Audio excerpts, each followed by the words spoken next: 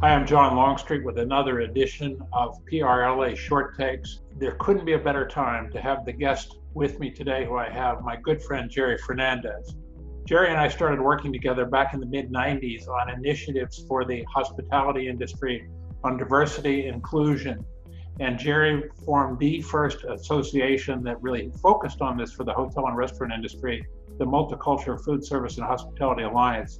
Over the years, he's done a great job in trying to bring better diversity initiatives to our industry and also to deal with unconscious bias and race equality.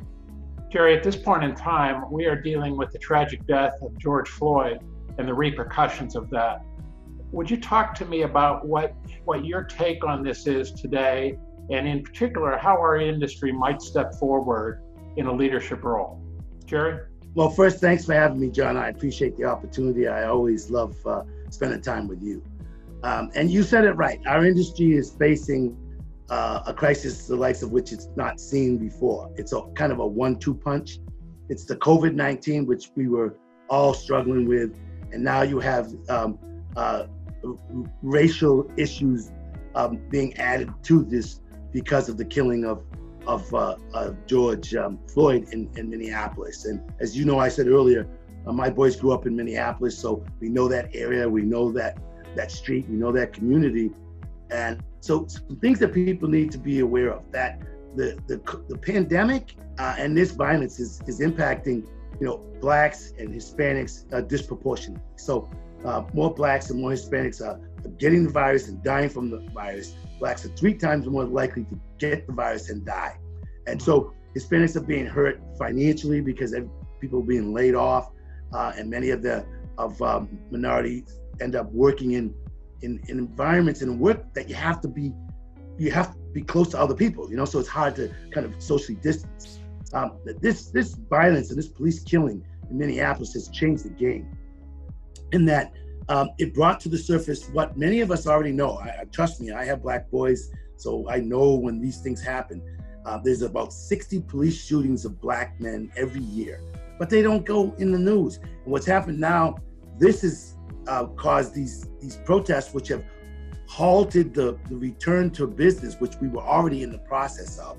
And so that's an issue for us. But there's a couple of things I think your members need to think about. When your employees come back from the shutdown, they want to talk about what's going on in the environment right now. Particularly employees of color, they're struggling, and they won't tell you, but they're just really bubbling inside, sometimes with anger or frustration and despair, because people, my boy's cried. My boy is big, 300 pounds, tears coming down his eyes because he knows that could be them. So as managers, we have to let them know we care about them and listen to them. It's hard, John. It's very difficult. So we have to show we care, listen to them, give them some space, and try to figure out where can we connect to what's going on in the community, because your employees, particularly millennials and Gen Z, and it's not just the Blacks, it's white kids saying, what's the company going to do about it?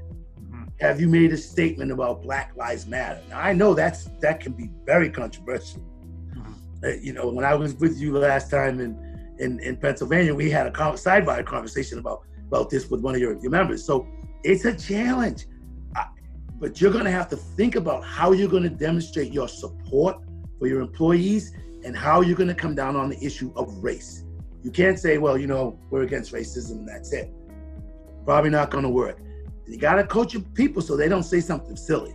So John, I think there's some things the industry should be doing.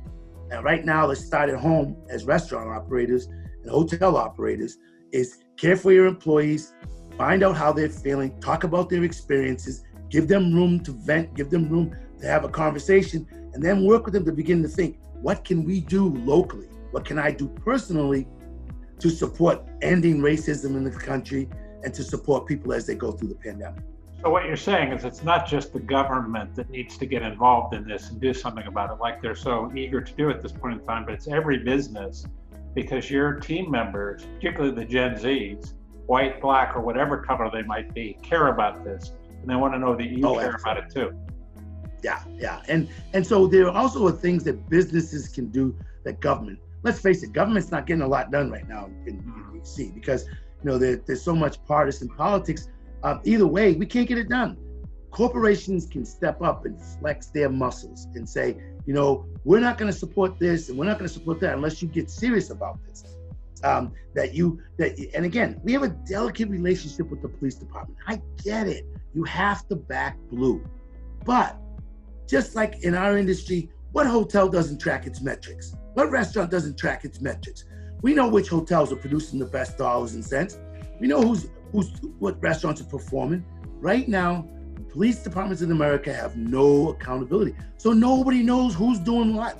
How many shootings? Are they legitimate? Are they not? And that's what happened in this case in Minneapolis.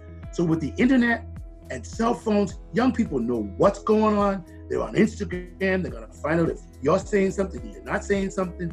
And so corporations are going to have to step up and work with the politicians to say, we need to rethink community policing, because this killing of Black people just can't keep going on.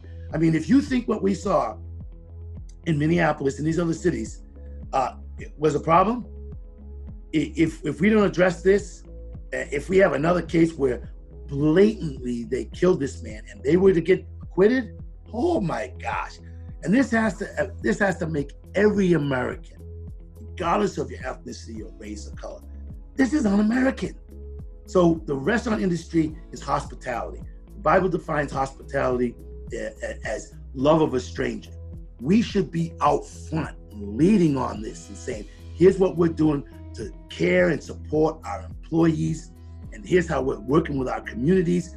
We're gonna have zero tolerance against racial bias with customers coming in there. I know customers are always right, the customer's always right. Well, sometimes in this environment, customers are right. If you're racist, you got to go. So I really think that the industry's got to think about these. I think community policing is one thing we could do. There are probably other things that could come into play, and I'm sure your members will have thoughts that they can do locally with their own operations. What our restaurants and hotel owners and managers should be hearing from this is that this is something that should be surfaced and talked about, that their team members want to talk about it, and that they want to know that the company has a position on this, and the position is that they're not going to tolerate that, and they're going to do everything they can to fight for racial equality. Do I hear you correctly? Yeah. Oh, and they won't work for you. We just talked to a big operator, and they said the only reason we're working for you right now is because it's COVID-19 and we can't find another job. And it was because the CEO decided he wasn't going to do that. I don't have to do that. Well, I don't have to talk about that. And the employees read it very differently.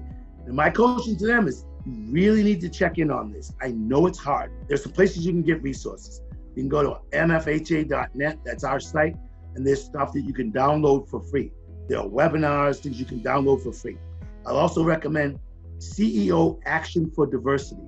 CEO Action for Diversity is an initiative of Fortune 500 companies and others who've committed to diversity and inclusion, and they have a ton of free resources. The CEO has to sign the pledge. It costs no money, and the pledge is pretty simple.